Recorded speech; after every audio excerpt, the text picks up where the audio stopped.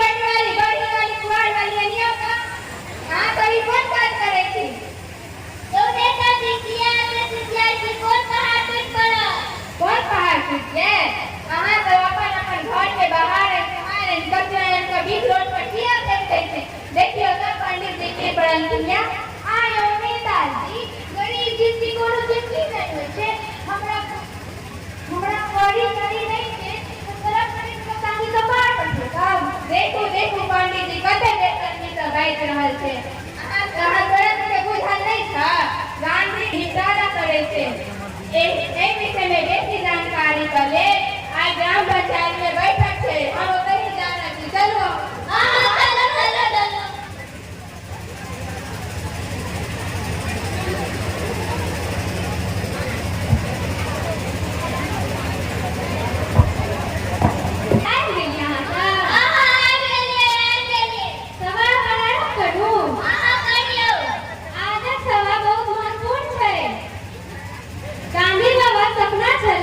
जे स्वच्छ भारत के निर्माण के छै जे अहाँ सब घर से कचरा बहाइन के कतौ फेंक दे अर्थात बीच सड़क पर जे फेंक दै छियै से नहीं फेंकियो एहे योजना के अंतर्गत भारत है आइयो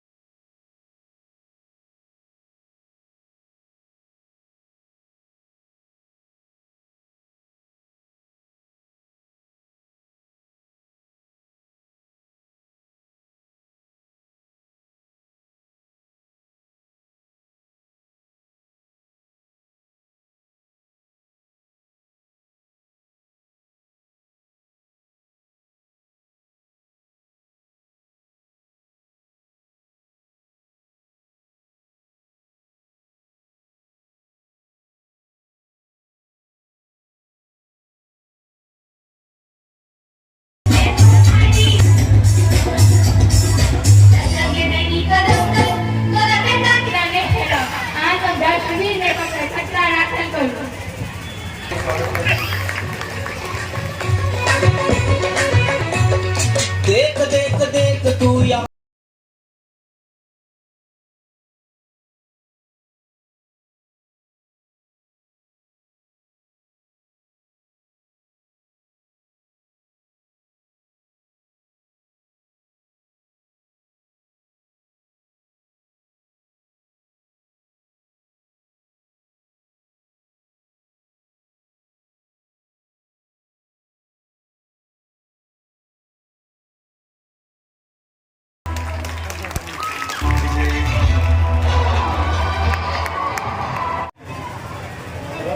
भी अनुरोध करूंगा कि थोड़ा बच्चे शांति बना दें। कार्यक्रम बहुत अच्छे तरीके से आप लोग संपन्न करवा रहे हैं और काफ़ी अच्छी संख्या में आप लोग आए हुए हैं। आज के इस जन संवाद कार्यक्रम में उपस्थित एसपी साहब, डीडीएम साहब, उपस्थित अन्य सभी पदाधिकारीगण, जयनगर पंचायत के रूपी पट्टी और अन्य 2 पंचायतों के सभी आए हुए सम्मानित मुखिया जी, सभी सम्मानित जिला परिषद के सदस्य, जयनगर प्रखंड के प्रखंड प्रमुख, सम्मानित पंचायत समिति सदस्य, सभी सम्मानित सरपंचगण, सभी सम्मानित वार्ड सदस्य पंचगण, जयनगर प्रखंड की विभिन्न पंचायतों से आए हुए सभी अन्य सम्मानित निवासीगण, हमारे उपस्थित जीविका दीदियाँ, माताओं, बहनों, मीडिया के भाइयों, प्यारे बच्चों, दुर्गा पूजा पर जहाँ पे नवरात्रि चल रही है, हमारे कई माताएं बहनें कई भाई हम जानते हैं व्रत में होंगे, लेकिन उसके बावजूद आप लोग इतने अच्छी संख्या में आए हैं और इस महत्वपूर्ण कार्यक्रम में आप लोग भाग ले रहे हैं, इसका हिस्सा बन रहे हैं। मैं इसके लिए चाहूँगा कि एक बार आप सभी लोग अपने लिए एक बार जोरदार तालियां आप लोग बजाएं। बहुत बहुत धन्यवाद। और इसी के साथ मैं अनुरोध करूँगा सभी लोग बहुत शांति बना के रखें। कार्यक्रम अब अंतिम पड़ाव पे है। हम लोग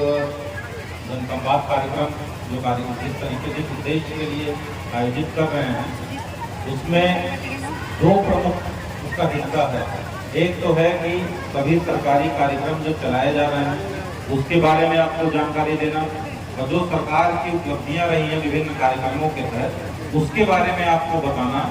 ताकि किसी प्रकार की अफवाह या भ्रम की स्थिति ना हो कि कई बार जब आप किसी व्यक्ति को लगता है कि कार्यक्रम नहीं ठीक से क्रियान्वित हो रहा है तो लोग दिग्भ्रमित हो जाते हैं और उसका लाभ लेने का प्रयास नहीं करते हैं। इसीलिए हम लोगों के मन में ये भी था कि इस कार्यक्रम के माध्यम से आप लोग हर कार्यक्रम की उपलब्धि के बारे में बताएं, ताकि आपको पता चले कि सभी योजनाओं का क्रियान्वयन हो रहा है और कहीं कुछ कमियां हैं, कहीं किसी को कोई शिकायत रह गई है तो उसको हम लोग समाधान करें ताकि ज़्यादा से ज़्यादा व्यक्ति इसका लाभ प्राप्त करें। साथ ही साथ सभी योजनाओं को के बारे में आप लोगों को बहुत विस्तार से जानकारी दें, क्योंकि कई बार हम लोगों ने देखा है कि कुछ लोग इस कारण से योजनाओं के लाभ से वंचित रह जाते हैं कि उनको उन योजनाओं के बारे में जानकारी नहीं होती। और हम लोगों ने कई जगह कार्यक्रम में गए और वहाँ पे जब पूछा कई कुछ योजनाओं के बारे में तो वाकई में देखा कि सभी योजनाओं के बारे में जानकारी सबको नहीं थी और इस कारण से उसके लाभ से लोग वंचित रह गए। तो अभी डीडीसी साहब ने बहुत विस्तार से कई योजनाओं के बारे में आपको जानकारी दी और पुलिस के द्वारा जो काम किए जा रहे हैं उसके बारे में एसपी साहब ने बहुत विस्तार से बताया आप लोगों को। डायल 112 और अन्य जो महत्वपूर्ण इनिशिएटिव हैं पुलिस के द्वारा जो किए जा रहे हैं उसके बारे में जानकारी दी। ये सब मैं उम्मीद करता हूँ कि आप सभी लोग उसका बहुत लाभ उठाए होंगे। कई विभागों के इसी क्रम में हम लोगों ने स्टॉल लगवाए, को काफ़ी योजनाओं के बारे में जानकारी मिली है, लेकिन तब भी कुछ 4-5 सरकारी कार्यक्रम ऐसे हैं जिसके बारे में मैं दोहराऊंगा ताकि और अच्छे तरीके से आप सभी लोगों तक हम लोगों की बात पहुंच पाए। और उसके पश्चात फिर हम लोग जनसंवाद का जो दूसरा प्रमुख उद्देश्य रहता है कि जन समस्याएं जो सामूहिक समस्याएं हैं उसके बारे में फीडबैक लेना। हम लोग बहुत देर से फीडबैक उसका प्राप्त भी कर रहे थे, बहुत महत्वपूर्ण जन सरोकार के फीडबैक हम लोगों ने नोट डाउन भी किए हैं। साथ ही साथ शिकायत पेटी भी रखी गई है जिसमें भी अनुरोध है जिन भी व्यक्ति का कोई भी सुझाव कोई भी शिकायत देना है उसमें आप लोग बहुत लोगों ने डाला है, जो लोग नहीं डाल पाएंगे उसमें अपनी सुझाव डाल देंगे ताकि हम लोग उसको आपके फीडबैक में उसको अपना शामिल कर लें। और आपको आश्वस्त करते हैं जो भी फीडबैक हम लोगों को या जो सुझाव मिल रहे हैं जिसमें जिला स्तर से समाधान संभव होगा तो जिला स्तर से कराएंगे और जिसमें अगर इसमें विभाग से सहयोग की आवश्यकता होगी निर्देश प्राप्त करना होगा विभाग से निर्देश प्राप्त करके आप लोगों की समस्या का हम लोग निदान कराएंगे। तो कुछ योजनाओं के बारे में जानकारी प्रारंभ करेंगे तो आप लोगों का 10-15 मिनट और ध्यान हम चाहेंगे कि आप लोग दें, क्योंकि मैं समझता हूँ कि बहुत लंबे समय तक ध्यान एक जगह पर केंद्रित नहीं रह पाता है, डाइवर्ट होता है। लेकिन मैं लास्ट में अनुरोध करूँगा कि 10-15 मिनट और आप लोग दे दें ताकि कुछ महत्वपूर्ण योजनाओं के बारे में हम लोग जानकारी दें। हम श्रम संसाधन के एक स्कीम के बारे में बताएंगे, क्योंकि ज़्यादातर हम लोगों ने देखा है कि बहुत सारी योजनाएं जो चलती हैं, आवास योजना, प्रधानमंत्री आवास योजना और मुख्यमंत्री आवास योजना या मनरेगा, इन सब के बारे में लोगों को पता होता है, लेकिन श्रम संसाधन या अन्य कुछ उद्योग विभाग की योजनाओं के बारे में मैंने देखा लोगों को कम जानकारी रहती है। तो मैं श्रम संसाधन विभाग की एक स्कीम के बारे में बात करूँगा। आप लोग जानते हैं कि बिहार राज्य में श्रम संसाधन विभाग की तरफ से बिहार भवन एवं अन्य संघ निर्माण कर्मकार कल्याण बोर्ड का गठन किया गया और इस कल्याण बोर्ड के तहत अगर वैसे निर्माण कार्य में जो भी मजदूर लगे हुए हैं, निर्माण मजदूर, निर्माण श्रमिक जिनको हम कहते हैं, वो लोग अगर इसका निबंधन करा लेते हैं तो निबंधन कराने के पश्चात लगभग 16 प्रकार की उनको सरकारी सहायताएं मिलती हैं। उनको बच्चों को शिक्षा देने में उनको सहयोग राशि दी जाती है, पुत्री के विवाह में सहयोग राशि दी जाती है, घर में कोई व्यक्ति घायल होता है तब उसमें अनुदान की राशि दी जाती है। इलाज के लिए दिया जाए, किसी भी मतलब 13 प्रकार के 16 प्रकार के ऐसे हैं जहाँ पे मामलों में सहायता दी जाती है। वैसे निर्माण कार्य में लगे हुए मजदूरों को जो कि कल्याण बोर्ड के तहत अपना निबंधन करा लेते हैं, बंटवा भी रहे हैं। इसमें आप लोग जाएंगे, वेब लिंक है www.bihar.gov.in। इस पे कोई भी व्यक्ति किसी भी अगर आपकी जानकारी में है ऐसे कोई श्रमिक, उनका निबंधन करवा दें। और शुल्क बहुत नॉमिनल है, पहली बार निबंधन का केवल 20 रुपए शुल्क लगता है, 20 रुपए मात्र। और अगले 5 साल के लिए जो निबंधन शुल्क रहता है वो 30 रुपए लगता है। तो पहली बार में कुल 50 रुपए दीजिएगा तो 5 साल का कुल निबंधन प्रोग्राम। तीसरा स्वयं सहायता होता है। बिहार स्टूडेंट क्रेडिट कार्ड योजना के तहत हम लोग जानते हैं कि जब कोई भी बच्चा जब 12वीं पास करता है या 10वीं पास करके पॉलिटेक्निक या ITI सब का आप लोग कराने की कोशिश करते हैं, अगर ऐसा परिवार है कि जो कि फीस भरने के लिए कॉलेज की सक्षम नहीं रहता है, तब उसको बच्चे की पढ़ाई को आगे जारी रखवाने के लिए उनके गार्जियन बाजार से लोन लेते हैं। और जब बाजार से आप लोग लोन लेने जाते हैं तो उसमें बैंक के द्वारा सिक्योरिटी मॉर्गेज उसकी आवश्यक मांग की जाती है। ब्याज दर भी बहुत ज़्यादा रहता है, जिसके कारण जो शिक्षा लोन का भार परिवार में बहुत ज़्यादा पड़ता है। तो इसी बात को समझते हुए सरकार ने बिहार स्टूडेंट कार्ड योजना सरकार के द्वारा लाई गई। और इस योजना के तहत वैसे बच्चे जो 12वीं पास में कुछ शिक्षा ग्रहण करना चाहते हैं या 10वीं पास करने के बाद ITI पॉलिटेक्निक करना चाहते हैं, उन DM साहब, DDC साहब, ADM साहब, SDO साहब, SDPO साहब, यहाँ पर उपस्थित सभी पदाधिकारीगण, यहाँ पर आए हुए जयनगर प्रखंड के सभी माताओं बहनों भाइयों, यहाँ पर उपस्थित सभी सम्मानित जनप्रतिनिधिगण और मीडिया के भाई बंधु, सबसे पहले इतनी बड़ी संख्या में यहाँ पे आने के लिए इस जन संवाद कार्यक्रम में आप सभी को बहुत बहुत बधाई, बहुत बहुत धन्यवाद हम लोगों की तरफ से। आज जो ये जन संवाद कार्यक्रम है वो कई दिनों से सभी प्रखंड में कर रहे हैं और इसका मुख्य उद्देश्य जो है जन संवाद का, वो आपसे संवाद करके आपकी जो आपको सरकारी जो योजनाएं हैं उसके बारे में बताना और जो आपकी शिकायतें हैं, आपका सुझाव है उसको समझना, ताकि हम लोग अपने उस सुझाव के तहत अपने कार्य में उसको बदलाव करके और अच्छी सर्विस देने की कोशिश करें। जो ये जनसंवाद कार्यक्रम है उसमें अभी तक जो हम लोगों ने देखा है कि सभी कोई बहुत ही उत्साहित होकर के उत्साह से लोग आ रहे हैं और अपने सुझाव दे रहे हैं और मुझे पूरी उम्मीद है उसी उत्साह के साथ आप लोग भी अपना सुझाव हम लोग को देंगे। और हम लोगों ने एक और चीज़ भी देखी है कि जो सरकार की कई योजनाएं चल रही है हर डिपार्टमेंट में, चाहे वो प्रशासनिक हो या फिर पुलिस का डिपार्टमेंट हो, सभी में सरकार के द्वारा जन कल्याण के लिए, जन सुविधाओं के लिए कई योजनाएं चलाई गई हैं। लेकिन हमने ये देखा है इतने दिनों से जन संवाद कार्यक्रम में लोगों से बात करते हुए जो अनुभव हुआ है कि ज़्यादातर लोगों को उसके बारे में पता नहीं है। तो वही हम लोग का उद्देश्य है कि ज़्यादा से ज़्यादा